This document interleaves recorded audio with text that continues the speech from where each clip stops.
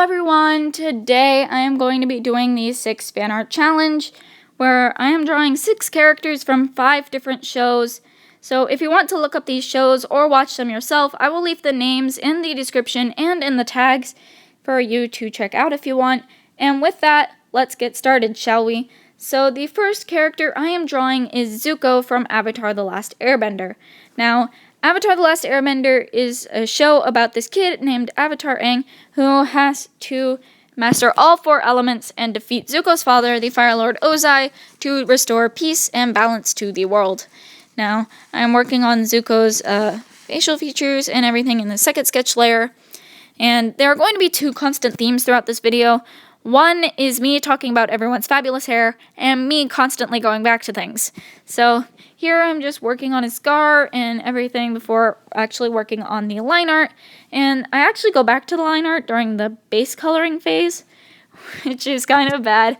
And I think me going back to things might also have to do with me wanting to make sure that everything was perfect, because I'm doing fan art for shows. It's not me just doing an original, it is an original work, but it's me doing fan art of characters that exist from famous shows. So I feel like I wanted to make them look like just right and look just like the characters, and I don't know. I feel like I should have kind of stopped, because I feel like at a certain point I was going to ruin it. And I don't know. Zuko is done, and now I'm working on Yashiro Nene from Jibaku Shounen Hanako-kun. And Jibaku Shounen Hanako-kun is about this girl, Yashiro Nene. After she meets a ghost and an exorcist, she has to sort of defeat ghosts, because they have to follow the rumors that are spread about them to a T, otherwise they just poof out of existence. And so she kind of has to defeat these ghosts before they cause trouble. And here I'm working on the line art, and the line art went pretty smoothly with Yashiro.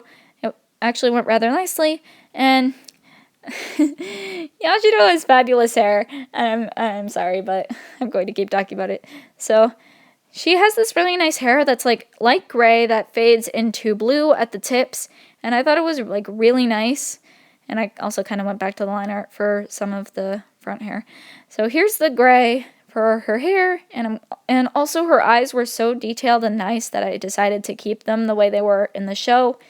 And I don't know, it's just her character and her design was really nice for the show, and I really liked it a lot. So there's the background and her name, and with that she is done, and I am going to be drawing Emma from the Promised Neverland. Now, the Promised Neverland, like Jibaku Shounen Hanako-kun, is 13 and up, because the Promised Neverland is about these 3 kids after finding out that their orphanage is really just a farm for demons.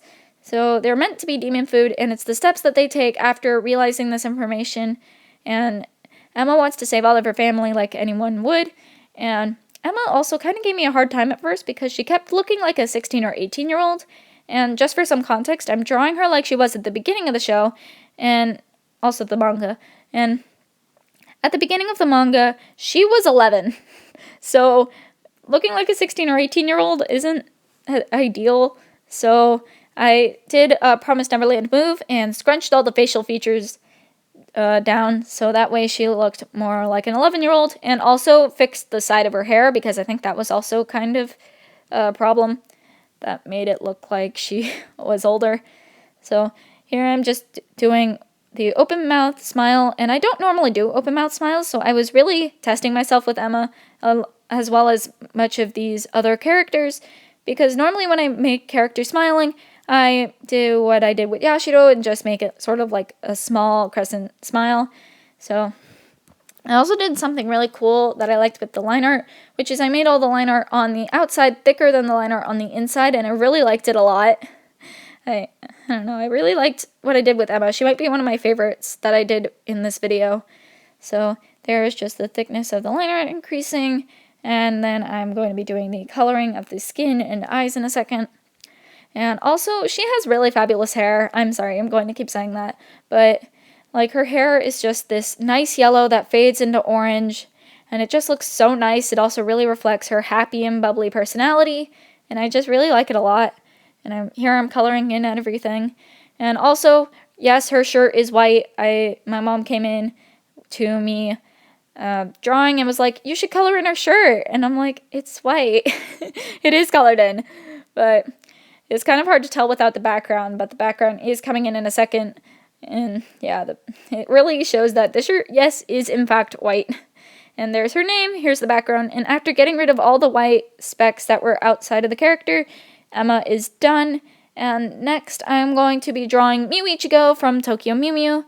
Now, Tokyo Mew Mew was the first ever anime that I have watched, and it's about these 5 girls that are infused with the DNA of endangered animals, and they have to fight aliens to save the world. And I don't know, Mew Ichigo was really nice, and I really wanted to draw her, not only because she was one of my first and also one of my favorite animes, but also because she has really nice pink hair. But it kind of gave me a hard time at first, and it might be because I'm not used to drawing that length of hair. I mean, Emma didn't give me that hard of a time, but I don't know, for some reason I couldn't figure out Mew Ichigo's hair situation. So I kept having to go back and try to figure out what I wanted to do with her hair. And also, during the coloring stage, you will see that I also kind of have a hard time during there as well. Sorry, I don't know what happened with my voice there, but here I'm just fixing little details, drawing in her amulet, and all the other things that happen in Mew Ichigo's hair. And I'm also trying to emulate what I did with Emma, which is the varying the thickness of the line art. And I kept trying to do that with all the later ones too, and I also went back near the end to try to fix Zuko and Yashiro to emulate that as well. And I don't know, I need to stop going back to do things. But here I'm just working on the coloring, and also went back to do a dress detail. And also, you have no idea how hard it is to try to figure out all of the pinks that are in her color scheme, because she has so many pinks. Like, how do you do that? And also, I made her eyes a little more detailed than I usually do, like I did with Yashiro, except I made them less detailed than they are in the show, because, like, dang, they are really detailed in the show. Like, you can look it up. Her hair is so detailed. And Mew Ichigo is done.